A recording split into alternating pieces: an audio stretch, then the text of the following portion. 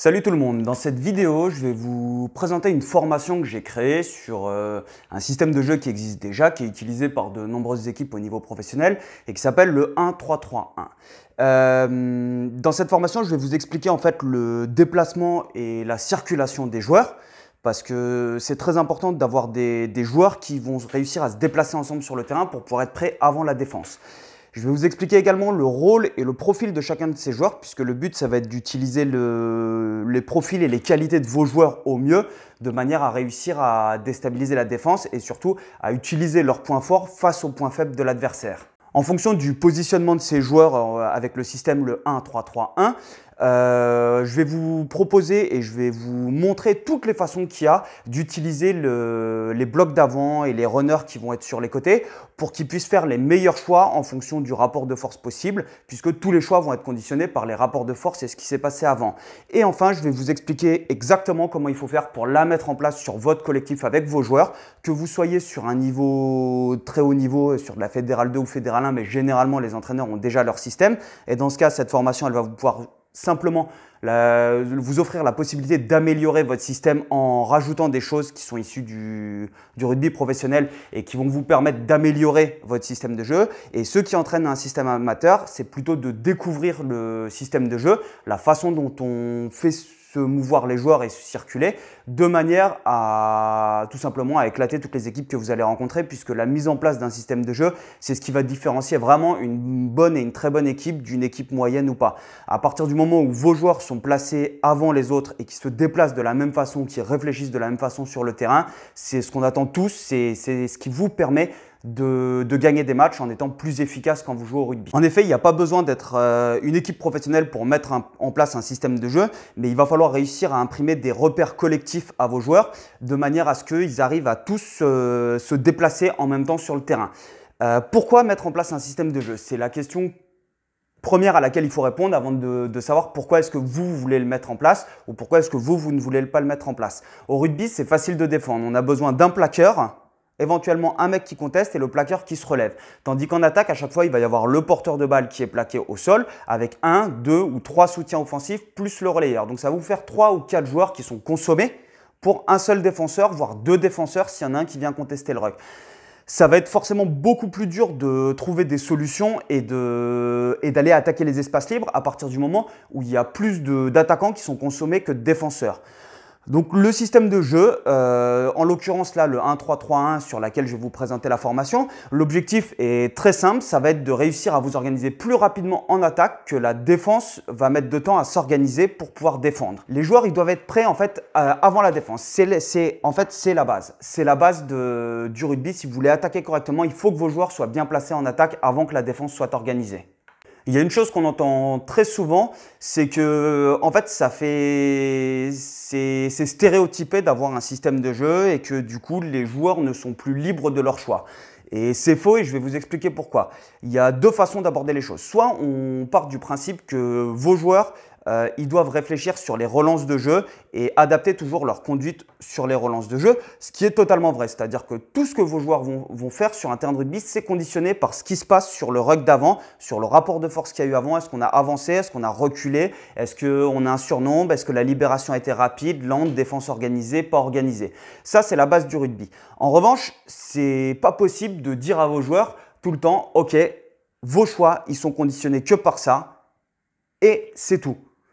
Pourquoi? Parce que sinon, pour moi, le rugby, c'est comme une partie d'échecs. C'est-à-dire qu'on va avoir des pièces qu'on va déplacer et on est contre un adversaire et il va falloir faire en sorte que vos coups soient gagnants et vous permettent de prendre l'avantage à chaque fois. Sauf que le problème du rugby, c'est qu'on n'a pas un seul joueur qui joue face à un seul adversaire. On va avoir 15 joueurs qui jouent face à 15 adversaires. Mais même si c'était 15 joueurs qui jouent ensemble face à un adversaire, ça veut dire qu'il faut que vos 15 joueurs, ils réfléchissent de la même façon au même moment et qu'ils aient la même action au même moment de façon coordonnée. Et ça, si vous les laissez libres de l'interprétation de leur positionnement sur le terrain, c'est là où ça va bloquer, puisqu'il y a des joueurs qui vont se dire « Ok, moi j'analyse ceci, moi j'analyse cela, ah oui mais non, etc. » Et donc, je pars du principe que si vous voulez être efficace quand vous entraînez au rugby et battre rapidement vos adversaires, puisque c'est le but. On n'oublie pas que le but du rugby, c'est de former les joueurs. Ok, mais tous les joueurs, ils jouent pour gagner. Il y en a plein qui vont arrêter le rugby qui vont arrêter le rugby au bout de quelques années et au bout d'un moment, quand ils arrêtent le rugby, ils ne vont pas devenir professionnels ou ils ne seront pas devenus professionnels et ce qui va leur rester, c'est les souvenirs que vous avez gravés en jouant des phases finales avec eux. Et pour jouer des phases finales, il faut gagner les matchs.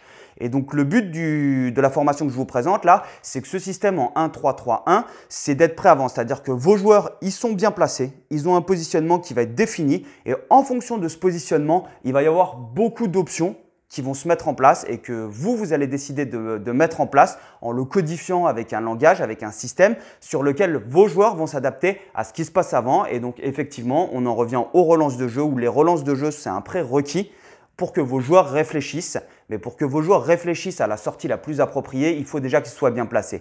À partir du moment où ils sont bien placés, ça va être beaucoup plus facile de leur faire comprendre « Ok, le point de rupture, il n'est pas ici, il va falloir déplacer le ballon parce qu'il faut attaquer ici. » Ou « Ok, on a réussi à avancer, il va y avoir une zone de break ici. Vous, ce groupe-là, il faut que vous veniez intervenir ici. Si ça se referme, on aura ça et ça comme option. » D'accord? Mais ça veut dire que vos joueurs doivent réfléchir de la même façon sur le terrain et doivent se déplacer de la même façon. À partir du moment où ils se déplacent de la même façon, c'est gagné, bingo, vous allez avoir un temps d'avance sur la défense. Il y a une partie aussi des entraîneurs qui disent oui, mais le problème c'est que c'est stéréotypé, moi je veux que tous les joueurs soient capables de tout faire.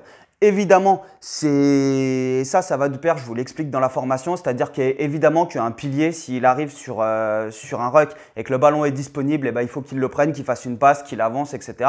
Ça, c'est normal. Mais c'est des cas de figure particuliers, c'est-à-dire qu'en règle générale, on a envie que ce soit notre neuf, qui a une passe de 15 mètres des deux côtés, qui déplace le jeu.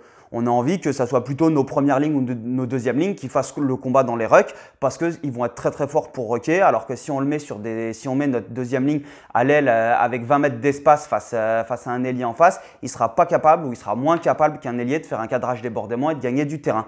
Et donc du coup, le but de ce système, c'est d'utiliser au mieux les qualités de vos joueurs pour pouvoir attaquer des zones faibles et surtout que vos joueurs réussissent le mieux possible à s'exprimer à l'intérieur d'un collectif. Et ça, c'est la base, c'est ce qui va vous permettre vraiment d'optimiser le jeu de votre équipe et de gagner en efficacité et en efficience. Ça va être vos joueurs, qu'est-ce qu'ils sont capables de faire en fonction de leur qualité et comment vous allez les utiliser. D'accord? Avant de continuer sur cette formation, une petite parenthèse, c'est qu'au rugby, parler de 1-3-3-1, il y en a sûrement certains qui le connaissent. Le 1-3-3-1, c'est les avants qui vont se répartir en 2 blocs de 3 et 2 runners sur les côtés. Mais il y a plein d'autres systèmes qui existent. Il y a le 3-3-2 qui est très exigeant physiquement. Il y a le 2-4-2, il va y avoir le 2-2-2-2 et chaque système a ses particularités. Chaque système n'est pas forcément évident à mettre en place. Ça va dépendre des entraîneurs. Mais il faut vous dire que pour réussir à maîtriser un système de jeu, il vous faudra plus d'une saison. Ce n'est pas en une saison que vous allez apprendre toutes les billes, toutes les façons dont on met en place ce système et dont on va le réguler. Au fur et à mesure des saisons, vous allez comprendre que ok, ça je l'avais présenté comme ceci, mais en fait ça va mieux passer si je l'aborde comme cela ou que je mets ceci ou cela avant. Il y a plein de systèmes qui existent au rugby et on en entend peu parler comparé au foot. C'est-à-dire qu'au foot, il n'y a personne qui vous dira « Non, non, mais moi, en fait, je ne veux pas de système de jeu parce que c'est stéréotypé. » Non, les équipes, c'est annoncé. On va jouer en 4-4-2, on va jouer en 3-5-1, on va jouer en 3-4-3. D'accord? Et c'est au basket, pareil. Au hand, pareil. Il y a des systèmes de jeu qui existent. Au rugby, on est un petit peu réfractaire là-dessus. Mais ça y est, ça commence à se démocratiser, d'où cette formation que je vais vous proposer. J'ai passé des centaines d'heures à regarder des matchs de rugby pour comprendre justement comment les pros mettaient ces systèmes de jeu en place. Et dites-vous bien qu'après avoir passé des centaines d'heures à regarder des matchs de rugby, j'ai passé encore plus d'heures à les découper, à les analyser, à vous préparer les retours et à vous préparer les PowerPoint. C'est-à-dire que dans cette formation, non seulement il va y avoir beaucoup d'heures de formation vidéo où je vous explique comment ça se passe, mais je vous pose aussi tous les PowerPoint pour que vous puissiez présenter à vos joueurs.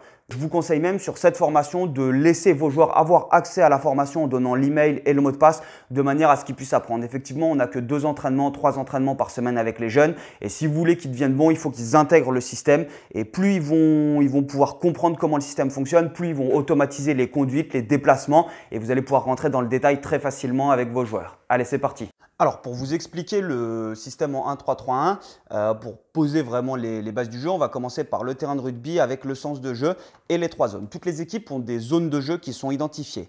La première, ça va être la zone rouge, entre guillemets, où le but, c'est de se dégager et de sortir de son camp de façon la plus propre possible. D'accord? C'est d'assurer une sortie de camp en fonction des principes de votre projet de jeu. Qu'est-ce que ça veut dire, ça? Ça veut dire qu'il y a des équipes qui vont dire « Ok, on fait 0 temps de jeu ». Et on envoie une grande quille devant, ou on sort avec un jeu au pied dans la boîte et le but c'est de récupérer la balle, ou alors on tape loin devant et on monte en pression, ou d'autres qui vont dire on sort en touche. Il y a d'autres équipes qui vont tout simplement dire on envoie 2 ou 3 séquences de jeu, si on n'a pas trouvé de solution à la main, on sort au pied. Ça va être vraiment propre à chaque équipe. Chaque équipe va avoir sa manière de fonctionner, de sortir de son camp. La deuxième zone, c'est celle qui va nous intéresser et c'est celle sur laquelle toute la formation est basée. On ne va pas parler de sortir de son camp, on va juste parler de cette zone de construction. L'objectif sur la zone de construction, c'est de déstabiliser la défense en multipliant les temps de jeu pour réussir à breaker. C'est une zone sur laquelle on se dit « Ok, on est prêt à gagner du terrain, à perdre du terrain. Le but, c'est de déstabiliser cette défense pour réussir à avancer et pour réussir à la déstabiliser. » Et la dernière zone de jeu, c'est la zone de marque où le but, c'est de ressortir avec des points. Et chaque équipe a un système spécifique. En fonction des équipes, il y a plusieurs équipes qui utilisent le 1-3-3-1. Par exemple, il y a le Racing. Ce qui va changer entre les équipes, ça va être la taille de ces différentes zones et la façon dont elles vont jouer. Par exemple, on va voir l'Angleterre, ils ont une zone de construction qui, quand ils vont en finale de la Coupe du Monde, qui est très réduite. Et par contre, ils ont une zone de dégagement et de sortie-camp qui va au-delà de la moitié du terrain. L'objectif, c'est d'amener la balle chez l'adversaire, de les presser. Et tant qu'on n'est pas dans leur camp à les presser ou qu'on est très proche de leur ligne d'en but, on ne construit pas.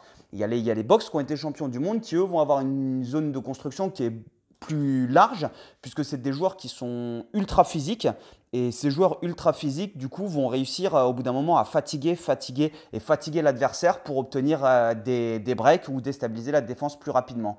D'accord? Il y a l'UBB qui utilise, même chose, une zone de construction assez large et ils essayent de fatiguer un maximum l'adversaire.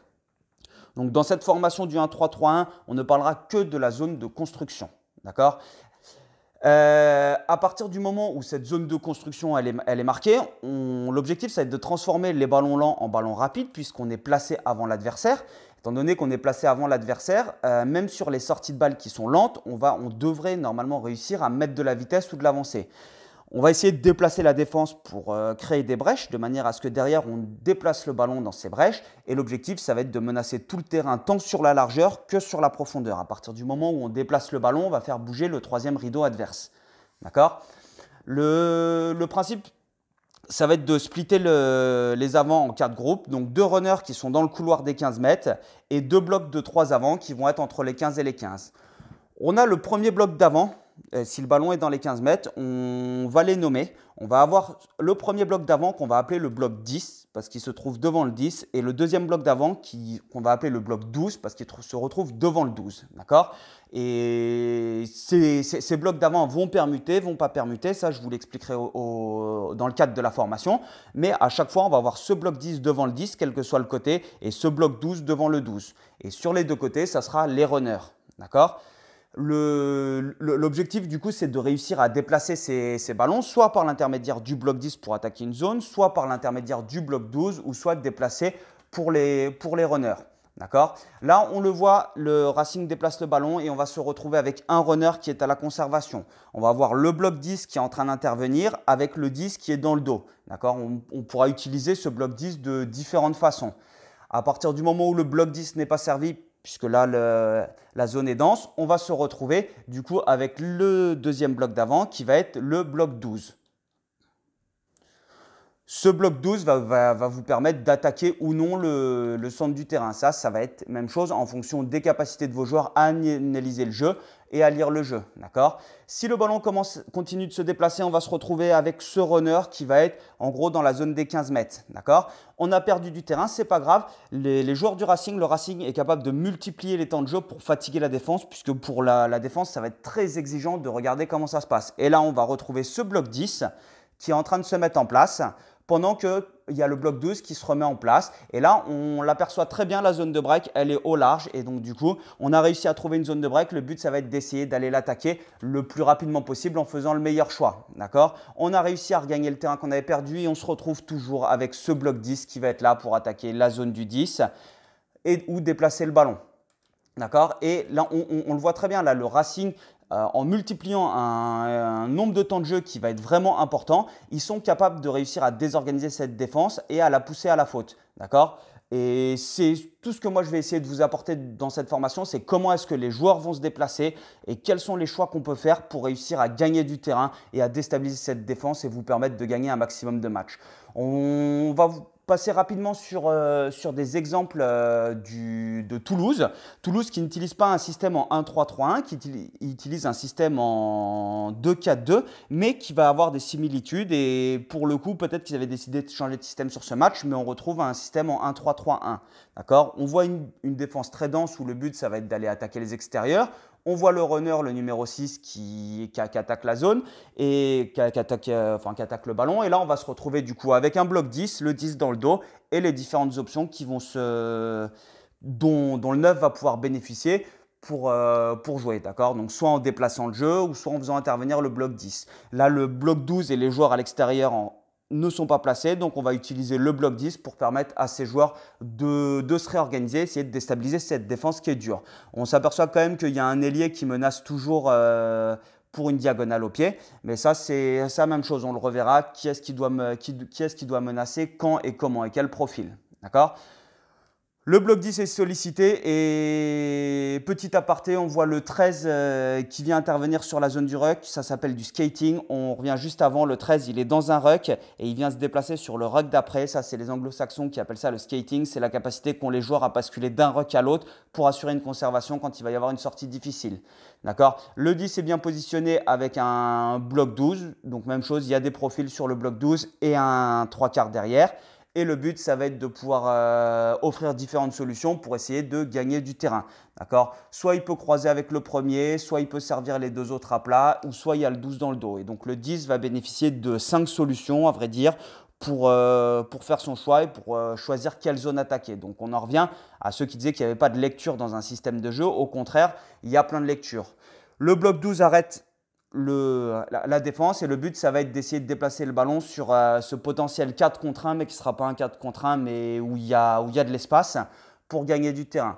Le défenseur va très bien jouer le coup en venant fermer dans un premier temps et derrière reculer pour empêcher les transmissions. Mais il a bloqué les transmissions dans un premier temps et là, il va accepter de perdre du terrain pour ne pas se faire franchir et pas se faire effacer, ce qui est très bien joué. D'accord? Et le joueur là décide de croiser. Vous voyez du coup qu'il y a cette formation avec deux blocs, un bloc 10, un bloc 12 et deux profils runners sur les côtés. Je vous ai présenté vraiment, c'est la base du système en 1-3-3-1 et je vous invite à cliquer sur le lien dans la description pour avoir accès à une partie de la formation qui va être gratuite. D'accord? Là, c'est des bases, c'est des généralités que je vous ai données. Je vous donne vraiment les bases pour vous montrer ce que moi je vous propose de réussir à travailler avec vos joueurs. Donc au sein de cette formation, vous aurez accès à énormément de contenu, énormément de détails puisque vous vous doutez bien que le déplacement des joueurs, les profils, les différentes options, ça va être énormément de détails puisque le rugby, c'est à chaque fois quand on donne une situation, il n'y aura pas une solution mais il y aura plein de solutions en fonction de ce qui se passe et chaque solution amènera des nouveaux problèmes et des nouvelles solutions. Et donc c'est tout ce que je vous détaille à travers cette formation sur le 1-3-3-1. Je vous conseille de donner accès à vos joueurs à cette formation puisque dedans, tous les profils de joueurs, les déplacements de chaque joueur vont être détaillés. Et par exemple, si on prend le rôle d'un troisième ligne L, si vous voulez que vos troisième ligne L soient bons et soient performants dans le jeu, il faut qu'ils réussissent à comprendre comment ils se déplacent, où est-ce qu'ils se déplacent, pourquoi ils y vont et comment ils interviennent. Et ça, si c'est quelque chose que vous pouvez faire, leur expliquer, mais ça veut dire que vous prenez le temps individuellement avec chaque joueur. Mais avec 2 ou 3 entraînements par semaine en fonction de votre collectif, ce n'est pas forcément évident de prendre le temps à chaque fois avec chaque joueur de lui expliquer en fonction de son poste où est-ce qu'il va se déplacer. Surtout que vous allez avoir des deuxièmes lignes qui passent troisième ligne, des troisièmes lignes éventuellement qui passent centre. Il y a beaucoup de possibilités en fonction de votre collectif. Et si vous voulez que vos joueurs soient performants sur ce système, je vous invite vraiment à les laisser avoir accès à toutes les vidéos. Il y a vraiment des paires d'heures de formation en vidéo qui sont expliquées avec le profil de chaque joueur, etc. où vos joueurs vont comprendre parfaitement le système. Et en comprenant parfaitement le système, vous allez justement gagner du temps sur la mise en place sur le terrain, puisque ça sera juste des régulations que vous allez faire avec vos joueurs. Vous n'allez plus être en train de leur expliquer de A à Z comment ça fonctionne. À partir du moment où ils seront prêts avant les autres, c'est là où vous allez commencer à gagner des matchs. Parce que si tu es prêt avant les autres, en fait, tu as des zones de prêt partout et tu passes ton temps à discuter des choix des joueurs. Attention, là, je ne suis pas d'accord. Regarde le rapport de force, il fallait renverser le jeu. Non, je ne suis pas d'accord. Tu viens intervenir comme ceci alors que la solution, elle était dans le dos ou en pivot. Et donc, tous ces petits détails que je vous donne au sein de la formation, c'est ce qui va vous permettre de gagner en efficacité pour gagner des matchs. Et le but, c'est quand même au rugby de gagner des matchs, puisque ce qui compte, c'est, moi je vous le dis pour moi, la formation de tous les entraîneurs qui disent « ouais, moi je suis là pour former des joueurs, pour qu'ils prennent du plaisir, etc. » Bien sûr que moi je suis là pour ça, mais je suis là avant tout pour jouer des phases finales, parce que je pense que tous les rugbyman, qu'on le veuille ou non, c'est des compétiteurs, et ce qui forge les souvenirs, c'est le parfum des phases finales.